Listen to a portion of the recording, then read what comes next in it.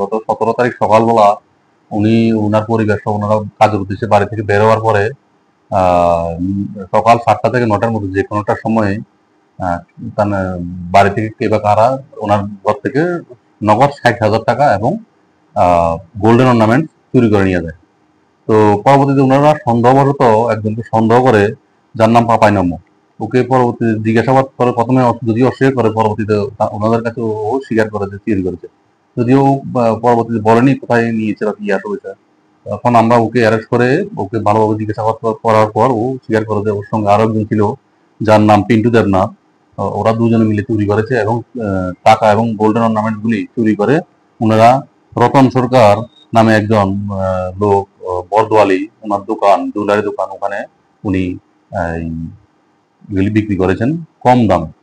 তো সেই অনুযায়ী আমরা রতন সরকারকেও আমরা গ্রেপ্তার করি।